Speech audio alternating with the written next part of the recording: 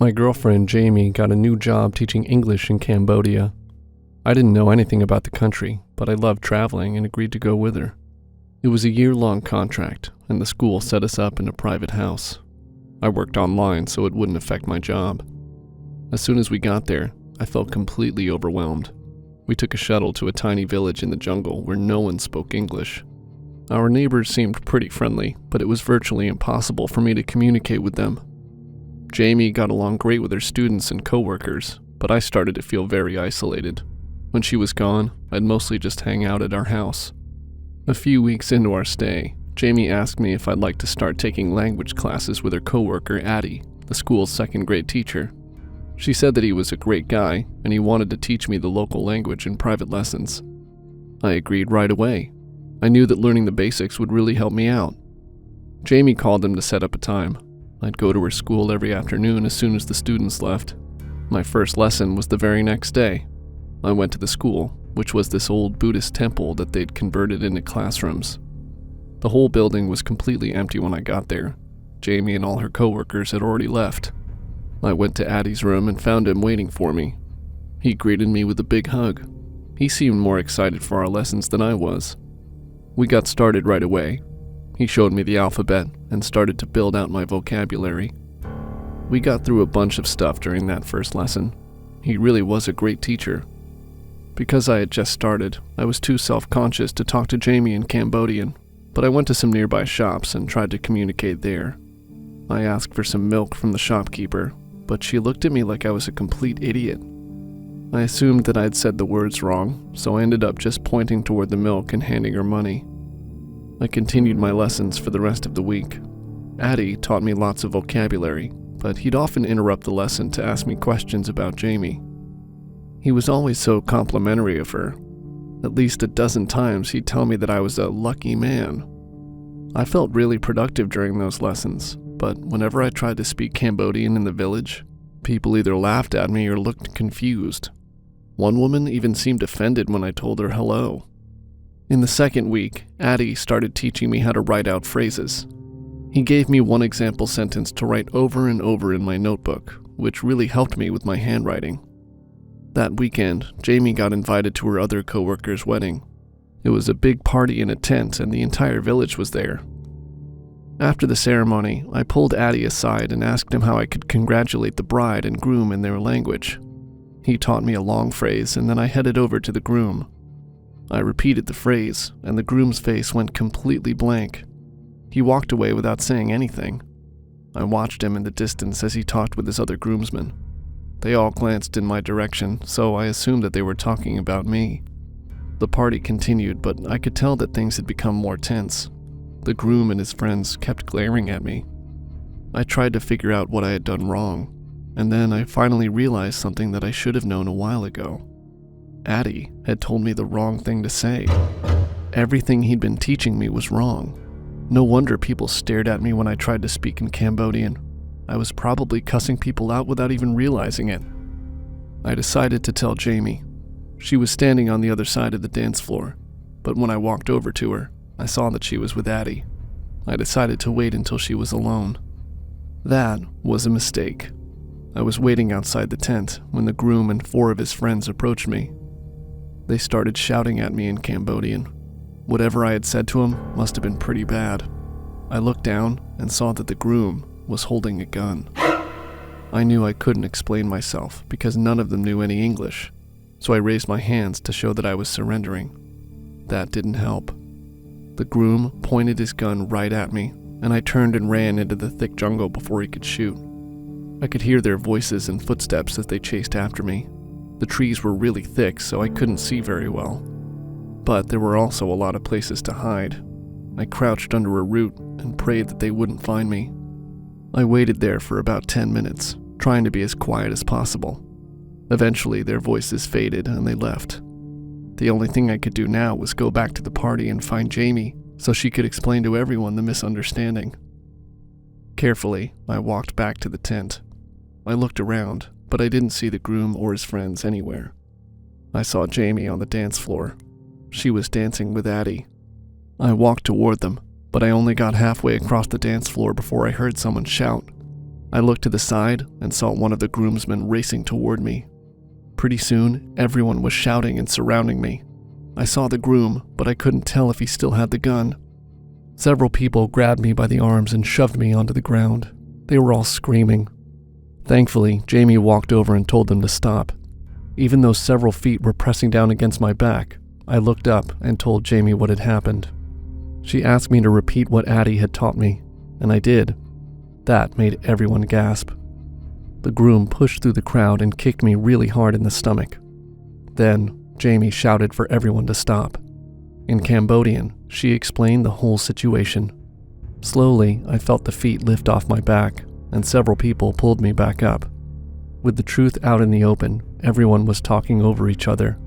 They were all looking around for Addie, but he was already gone. Jamie apologized to the bride and groom, and we left immediately. On the ride back to our house, Jamie refused to translate what I had said. All she told me was that it was bad enough to justify them trying to kill me. I told her all the other phrases that Addie had taught me, and she said that every single one was horrible and offensive. She couldn't believe that Addie would do something like that. Why did he want to get me in trouble? Why did he want me killed? When we got back to our house, I showed her my notebook and the sentence that Addie had me write over and over again. It said, "You don't deserve her. She will be mine." Addie never came back to school. No one knew where he went. Jamie and I considered moving back to America, but in the end, we decided to stick it out for the rest of the year. She helped me find a new teacher who taught me the real language, and we didn't have any more problems. When I was in high school, I'll admit I was a crap student. I hung out mostly with the stoners, and instead of going to class, I liked to chill behind the football field to draw and hang with my friends. As you can imagine, I got caught a couple of times over my 4 years in high school. And by a couple of times, I mean I was a regular at after-school detention. I didn't mind much because all my friends were in the same boat as me. We didn't listen to our detention teacher, Miss Santiago, so instead of sitting in silence or writing our names a billion times on a piece of paper like other kids in detention, we mostly caused as much chaos as possible to mess with Miss Santiago. Miss Santiago was a quiet-spoken teacher who we also had for our senior year English class. She never yelled, and instead of disciplining us, she usually looked down at her desk as my friends and I talked loudly as we smoked near the big open windows to not set off the smoke alarms. I felt a bit bad about how he treated Miss Santiago, but not wanting to be seen as a wimp or a simp, I didn't stop my friends from messing with her. When they went up to her to ask her inappropriate questions to see her blush, I didn't say anything. When they took her papers on her desk and threw them all over the floor to try to get a rise out of her, I stayed silent, wanting to do something, but scared I would turn from one of the guys to one of those kids that got bullied and shoved into garbage cans. I know what you're all thinking. I was a coward, and I can't even argue with that because I was. Until one day, when I had enough.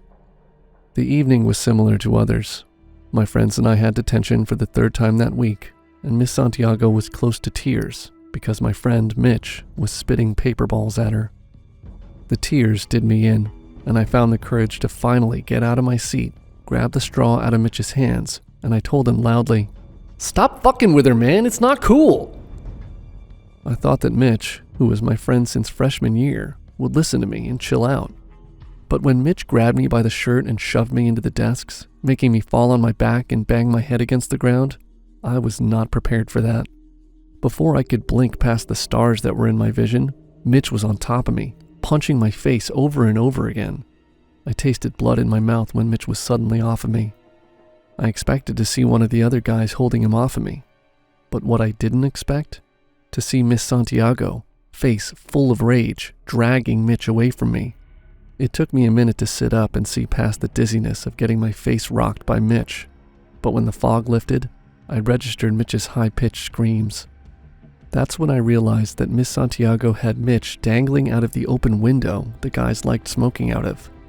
He was screaming for someone to help, to grab her, but I think we all stood in fear that if we tried to approach her, she would drop him out of the second-story window. All the while, Miss Santiago screamed at him, at us, that we were awful children and needed to learn punishment, that there were consequences to our actions. After several more minutes dangled halfway out of the window, Miss Santiago pulled Mitch inside, and everyone ran out of the room. I hesitated, not knowing what to do or say because, technically, it was thanks to Miss Santiago that I wasn't hurt worse by Mitch. When she nodded at me, appreciation in her eyes, I ended up nodding back. Despite the guys telling the principal about what Miss Santiago did, they didn't believe a bunch of juveniles, considering Miss Santiago had been reporting us for harassment throughout the months. Not to mention, she was known to be very timid and quiet-spoken, so no one believed that she would do such a thing. Add to that, plus my school was too poor to have cameras in the classrooms, and she got away with threatening to kill Mitch. I stopped acting up and didn't get into trouble after that day, realizing after Mitch beat me that he and the guys weren't real friends. But I did see Miss Santiago every day in English, and when we made eye contact the rest of that year, she would always smile and nod her head as if she still remembered my attempt to defend her. After that day, she no longer took shit from any student, and I overheard Mitch talking to another guy once that Miss Santiago used him as an example every time a new kid in detention acted up. She had an array of punishments that, to this day, I hear about even though I've graduated from that school. The principal thought Miss Santiago was a good influence and finally found her footing with troubled students. But I know the truth. That day in the classroom, Miss Santiago changed. She saved me, but at what cost? Working in a school is much like any other job, where you have to interact with colleagues toward a collaborative goal. Some of the people on your team will be hardworking, decent people. Some will be lazy, good-for-nothing loafers, just there for the paycheck. And some will be brown-nosing wannabe overachievers so far up the boss's backside that they can taste his breakfast. And every now and again, one of them will be just plain weird. I've been a teacher for almost 30 years, and a head teacher for almost 12. That means that much of the time, it's my responsibility to get this ramshackle team of teachers, ranging from the excellent to the excrement, into some semblance of working order, so that we can get the very best outcomes for the kids. Where this sometimes goes a bit pear-shaped is in the hiring. Since I spend most of my time dealing with the various administrative, budgetary, and pastoral duties that come with my role, I often delegate the interviewing and hiring of staff to my department heads, trusting that they'll have some idea of who would make a strong candidate, and trusting them not to hire anyone who might be, shall we say, a little off. Sometimes, that backfires. 3 years ago, I found myself sitting in a disciplinary meeting next to my then head of science and across from a recently hired teacher I'll call Andrew Lloyd for legal reasons. To be perfectly honest, I'd been asked to sit in the meeting the day before and given a document that outlined exactly what the problem was. Unfortunately, I had been so caught up in other duties that I had not had time to read it. So I arrived at the meeting and told the head of science to take the lead and that I would be sitting in only in an observatory role and to give out any sanctions that might be necessary. When I heard what the meeting actually concerned, I was both stunned and furious that the matter hadn't been brought to me immediately, and what I had thought was perhaps a first written warning matter turned out to be an instant dismissal with referral to the police. The head of science began by asking Lloyd if he was familiar with the national curriculum and with the set syllabus for science for each of the year groups he taught. He said he was. The head then asked how many times dissection was mentioned in the curriculum and for what year groups. At this, I sat up and began to take more notice. The actual answer was that dissection was part of the curriculum, usually in the top 2 years of the school. Unlike in the old days when students would be expected to get involved in cutting stuff up themselves, dissections nowadays were now usually performed as demonstrations by the teacher, with the students simply observing and taking notes. The dissections themselves were limited over the 2-year course to a cow's eyeball, a sheep's lung, and a frog. The problem with Mr. Lloyd and the root of the understandable complaints from parents was that he made dissection a part of his lessons a total of 43 times in the space of 1 term. That's 6 weeks. He included it in lessons across all age groups, from our youngest learners in year 7 right up to the older kids. He had used dissection and animal parts in sections of the curriculum that were not even biology, demonstrating forces in physics by dropping different weights onto the carcasses of small animals, including hamsters and mice. He had also chosen to demonstrate the corrosive or combustible properties of certain chemicals by having them react with flesh provided by the carcass of a calf. He had burnt, melted, or exploded the flesh and muscle tissue for literally no good reason. Worse than this was that he'd not only given the children specimens to experiment on and cut up themselves, but he had also made no mention in the budget of any request to the lab supplies for the creatures and body parts that he used. The head of science explained that they usually sourced the materials from a local butcher, but that Andrew Lloyd had simply sourced them himself. On one occasion, he's alleged to have kept an entire monkey's arm, flayed and partially dissected, sprawled across his desk. Every year group assumed it was to be used in an experiment or demonstration with another class, but it actually never turned up in any of his lessons and was just displayed there for fun. Where Lloyd acquired this arm was never actually clarified. Judging the practice to be unprofessional, inappropriate, traumatizing, and possibly dangerous for the children, I sacked him on the spot and, as mentioned, made a referral to the authorities to suggest that he might not be suitable for any other teaching post. I also made the point that it might be worth looking into where he was getting all of these animals from. A month later, Andrew Lloyd was arrested. The charges, from what I heard, were mostly due to illegal import of animal parts and carcasses, as well as a suspicion that he had been involved in the theft of animals from several zoos and menageries. Creepier than all of this, however, and the idea that haunts me to this day, is the fact that when Lloyd was sacked, many of the kids were wildly disappointed. When I brought in a few to ask why they could possibly be upset, one lad said that some of the boys were upset because Lloyd had promised that by the end of the term, they would get to perform dissections on actual human hands. According to several witnesses, he had told the Year 11 class that they could attend a secretive out-of-hours class at lunchtimes in the labs that he called the Meat Club, where he would dissect human body parts and allow them to participate. Whether this was just an off-color joke, and whether he had any intention of ever actually going through with it, is up for debate, but the students clearly thought he was deadly serious. Where he might have sourced the materials for those experiments, I truly dread to think.